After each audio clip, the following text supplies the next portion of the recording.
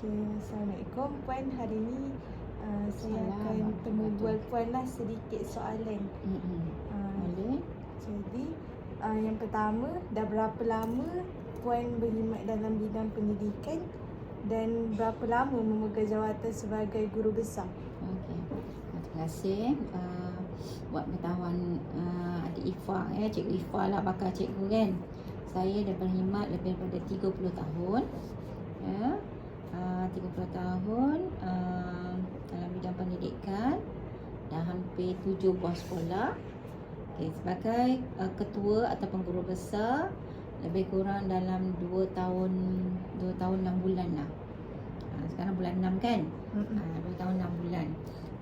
Ni sekolah kedua saya lah. Sebelum ni saya sebagai guru besar di SK Nita 1 Mersing.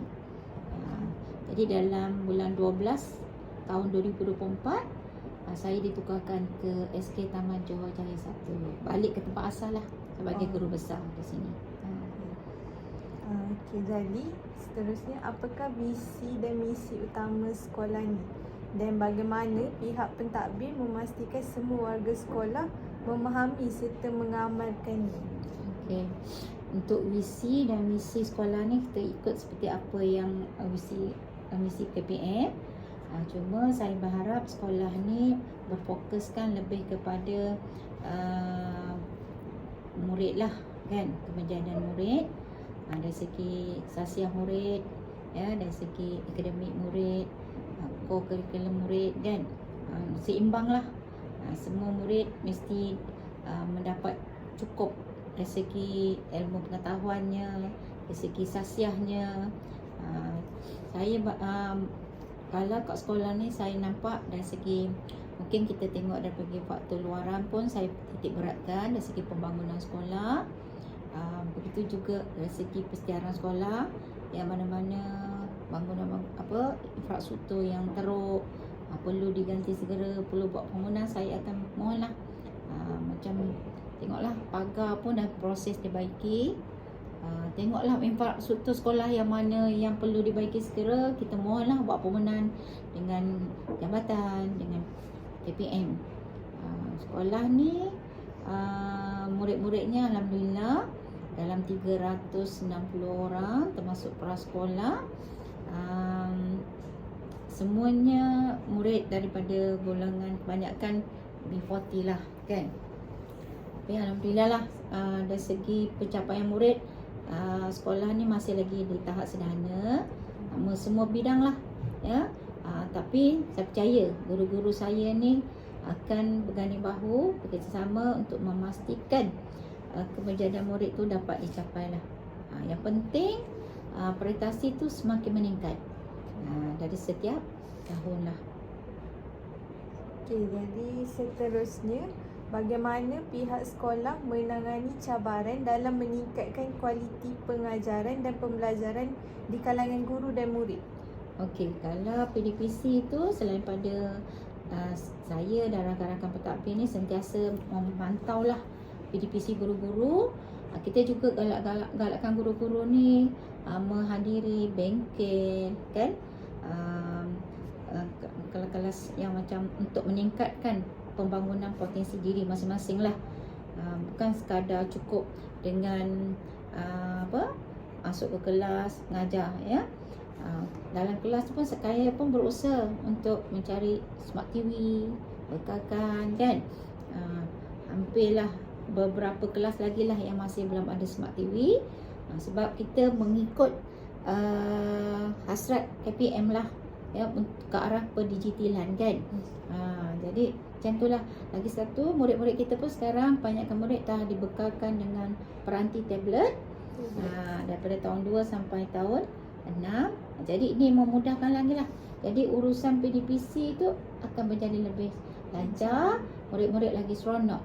Mungkin ada masalah ni dari segi internet yang slow lah kan, sebab biasalah kalau bangunan belakang-belakang tu internet dia slow sikit lah. Tapi tak apa, sekurang-kurangnya murid seronok, dah ada bahan kan, boleh download benda-benda yang bermanfaat untuk mereka lah. Okey, jadi apakah strategi yang digunakan oleh pihak sekolah dalam membina semangat perpaduan dan nilai-nilai murni dalam kalangan murid? Okey. Dalam kita nak benakan Sasya nilai-nilai murni, banyaklah kita mengadakan beberapa program ya. Program yang melibatkan semua kaum, sebab sekolah ni dia mempunyai pelbagai kaum. Ada India, Cina kan. Jadi kita kena pastikan setiap program, setiap aktiviti disertai oleh semua murid. Dan kita juga galakkan ibu bapa datang ke sekolah, join sekali.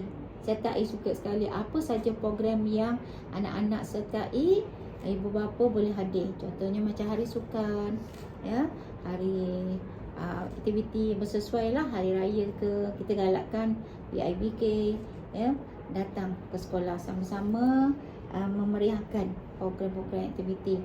Dan selain pada itu juga, walaupun kita tak ada guru konselor, kita ada konselor lantikan dalaman, tapi konselor juga banyak menjalankan beberapa program jati diri ke program bina semangat pada murid-murid ni lah, supaya semangat perpaduan tu sentiasa dibina dalam diri masing-masing. Kita tak naklah ada gap antara kaum ni dengan kaum ni kan. Tak boleh, semuanya bersatu hati, bersatu padu, datang sekolah dengan hati yang gembira, seronok. Tak naklah mak bapak pun rasa apa orang kata, gembira, rasa puas hati dengan perkhidmatan yang kita sediakan untuk anak-anak mereka.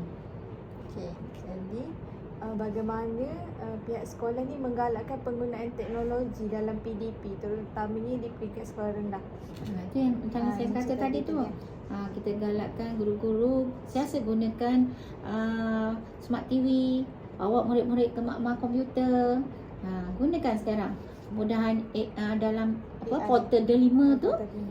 Memang kita galakkan gunakan Classroom kan, Google Classroom, supaya kita seiring dengan hasrat PM untuk ke arah pendigitalan sekolah ya.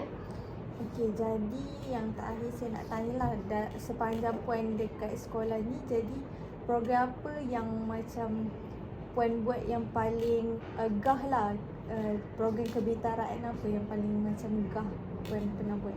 Okey, dua lah kalau boleh saya. Kalau setakat ni program yang sebab saya pun baru lagi, saya pun boleh merancang, baru merancang apa pun nak disanakan. Mungkin saya nak buat dalam proses macam PGB berkarya, nak melaksanakan beberapa program peringkat daerah, negeri, kebangsaan lah, yang sesuai lah, sama ada dalam bidang kurikulum, bidang co-kurikulum ataupun HEM, tapi kita fokuskan lebih pada bidang co-kurikulum lah. Itu hasrat saya lah, sebab kita dalam perancang proses lah ni untuk sama-sama kebitaraan sekolah. Sebab kebitaraan sekolah ni guru kurang kan, banyak guru perempuan, tapi tak menjadi halangan sebenarnya. Fikir juga apa yang boleh sesuai meningkatkan lagi pencapaian murid-murid kan. Itulah antaranya, banyak juga dah kita merancang. Jadi kerjasama daripada guru-guru ni sangat penting lah bagi melaksanakan visi dan misi sekolah. Okey. Jadi itu sajalah pada hari ini saya nak tanya puan. Okey. Terima kasih. Sama.